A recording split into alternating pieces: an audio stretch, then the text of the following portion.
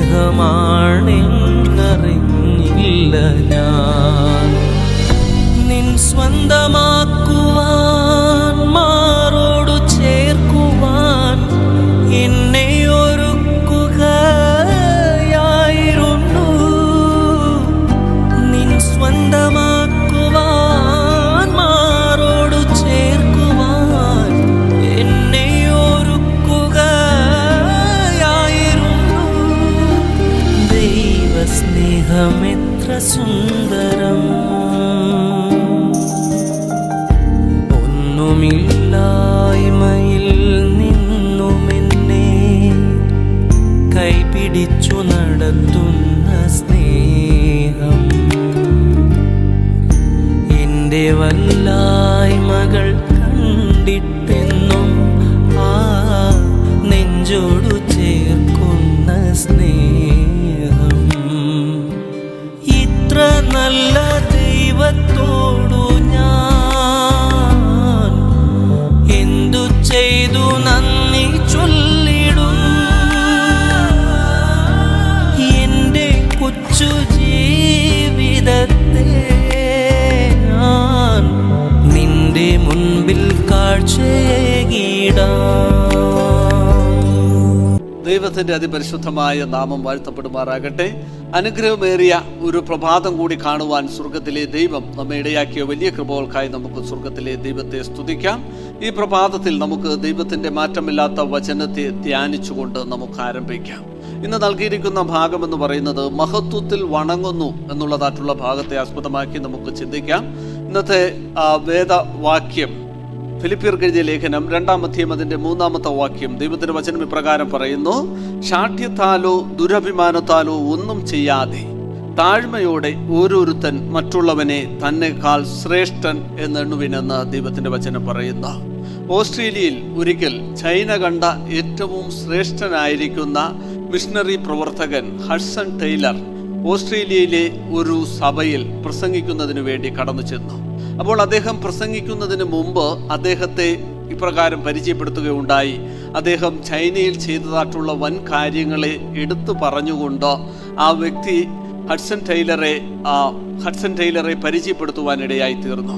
എന്നാൽ അതിനുശേഷം Hudson Taylor ദൈവത്തിൻ്റെ വചനം സംസാരിക്കുവാൻ എഴുന്നേൽക്കുന്നതായിട്ടുള്ള സമയത്ത് ഹഡ്സൺ ടൈലർ തന്നെ പരിചയപ്പെടുത്തിയത് ഇപ്രകാരമാണ്: ഞാൻ വലിയ ഒരു ഗുരുവിൻ്റെ ചെറിയ ഒരു ദാസനാണ് എന്ന്.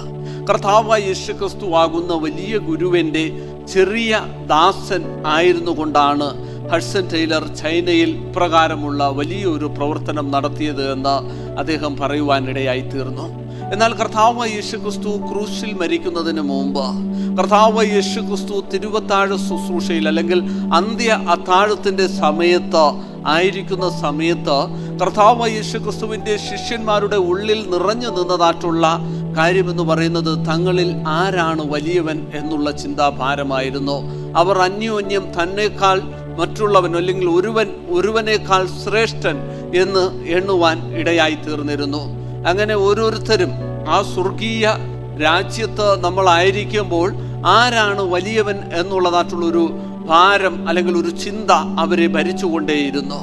അങ്ങനെ അവർ ചിന്തിച്ചിരിക്കുന്ന സമയത്ത് അവരുടെ ശ്രേഷ്ഠ ഗുരു റബായി ആയിരിക്കുന്ന കർത്താവ് യേശുക്രിസ്തു ഒരു പാത്രത്തിൽ വെള്ളമെടുത്ത് തൻ്റെ തോർത്ത് അരയ്ക്ക് ചുറ്റിക്കൊണ്ട് ശിഷ്യന്മാരുടെ പാദങ്ങൾ കഴുകുവാൻ തുടങ്ങി. അങ്ങനെ ശിഷ്യന്മാരുടെ പാദങ്ങൾ കഴുകുന്ന സമയത്ത് ശിഷ്യന്മാരുടെ ഉള്ളിലെ ആ വലിയ ചിന്ത അവിടെ ഉടയുന്നതായിട്ട് നമുക്ക് മനസ്സിലാക്കുവാൻ സാധിക്കും. കാരണം തങ്ങളെ പഠിപ്പിച്ച് ഇത്രത്തോളം ആക്കിയ ഗുരുനാഥൻ ആ ക്രൂശ് മരണത്തിനു തൊട്ട് മുമ്പ് ശിഷ്യന്മാരുടെ പാദങ്ങൾ കഴുകുന്നത് കാണുമ്പോൾ തങ്ങൾ എത്രത്തോളം അല്പന്മാരാണ് എന്ന് ശിഷ്യന്മാർ ചിന്തിച്ചിട്ടുണ്ടാവാം. കാരണം അവരുടെ ഗുരുനാഥൻ അവർക്ക് പകർന്നു നൽകുന്നതായിട്ടുള്ള പാഠം മറ്റൊന്നായിരുന്നു. നമ്മുടെ ജീവിതത്തിലും നമ്മൾ മറ്റുള്ളവരെ ശ്രേഷ്ഠന്മാരെന്ന്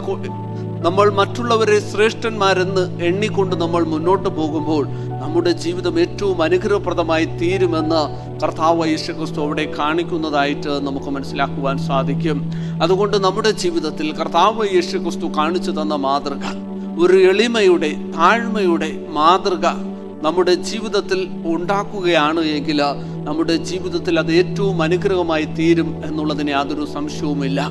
ഈ ഭൂമിയിൽ നമ്മൾ താഴ്മയുള്ള വിനയമുള്ള ഒരു അനുഭവത്തിലൂടെ കടന്നു ചെല്ലുമ്പോൾ നമുക്ക് സ്വർഗീയ മണവാളനായിരിക്കുന്ന സ്വർഗീയ രാജാവായിരിക്കുന്ന കർത്താവായ യേശുക്രിസ്തുവിനെ എതിരേൽക്കുവാൻ സാധിക്കും. അപ്രകാരത്തിൽ നമ്മുടെ ജീവിതങ്ങളെ ക്രമീകരിച്ചുകൊണ്ട് നമുക്ക് മുന്നോട്ട് നീങ്ങാം. അതിനായി ദൈവം നമ്മെ ഓരോരുത്തരെയും അനുഗ്രഹിക്കുമാറാകട്ടെ.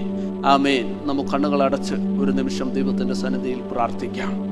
മഹോന്നതങ്ങളിൽ വാസം ചെയ്യുന്ന അടിയന്റെ ജീവന്റെ ഉടയവനായിരിക്കുന്ന അടിയങ്ങളുടെ വാഴ്ത്തപ്പെട്ട സ്വർഗീയ നല്ല പിതാവാം ദൈവമേ, അനുഗ്രഹമേറിയ ഈ പ്രഭാതത്തിനായി നന്ദിയോടെ സ്തുതിക്കുന്നു, സ്തോത്രം ചെയ്യുന്നു. അവിടെ നിന്ന് നൽകിയിരിക്കുന്ന വിലയേറിയ ദൂതിനായി നന്ദിയോടെ സ്തുതിക്കുന്നു. അതിന് പ്രകാരം അടിയങ്ങളുടെ ജീവിതങ്ങളെ ക്രമപ്പെടുത്തി താഴ്മയോടും വിനയത്തോടും കൂടി സ്വർഗീയ രാജാവിനെ എതിരേൽക്കുവാൻ അടിയങ്ങളെ ഓരോരുത്തരെയും ഇടയാക്കി അനുഗ്രഹിക്കണമെന്ന് അടിയക്കായി കാൽവരിയിൽ മരിച്ചുയർത്തുന്നേക്കും ജീവിക്കുന്ന യേശുവിൻ നാമത്തിൽ തന്നെ. ആമേൻ.